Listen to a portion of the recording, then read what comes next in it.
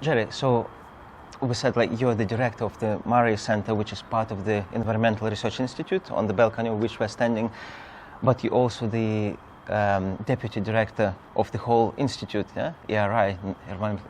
So can you give me a general overview of ERI as a whole, like what areas of research are covered in this institute?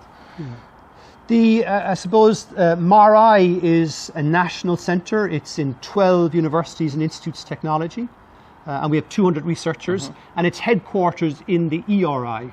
So for example, in this building with me at the moment, we would have, Brino Gallagher has around 25 or 30 researchers, and they're working in the area of energy policy.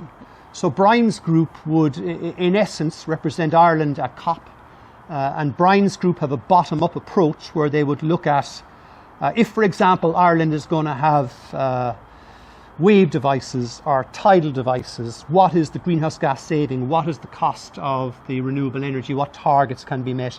Should we have bioenergy? Should we have biogas? Should we have ethanol? Should we have diesel? Should we have PV? So they look at all the technologies, they integrate them, they put them into a model, and they decide how much can be achieved, what is the cost, what is the levelized cost of energy, what's the system marginal price, what's the greenhouse gas savings, what's viable, what's not viable.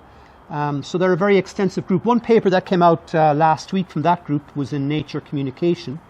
And in the area of climate, there's direct air capture, where you're trying to pull carbon dioxide out of the atmosphere and sequester it into the ground. So this is seen as a negative emission technology.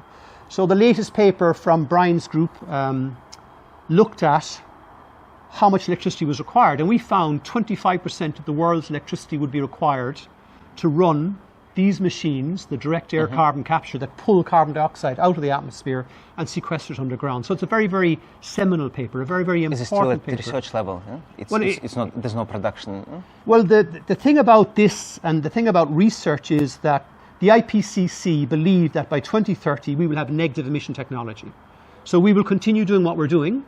We will have more renewables, but we will capture carbon and put it underground. So this is a plan. So our work was to look at this plan and see what does that mean. And the big deliverable was we need 25% of the world's electricity to run these direct air carbon capture systems. So that's quite a seminal piece of work. We've also done some very good work here with there's a group called CRAC, and they look at air quality. Chemistry. Yes.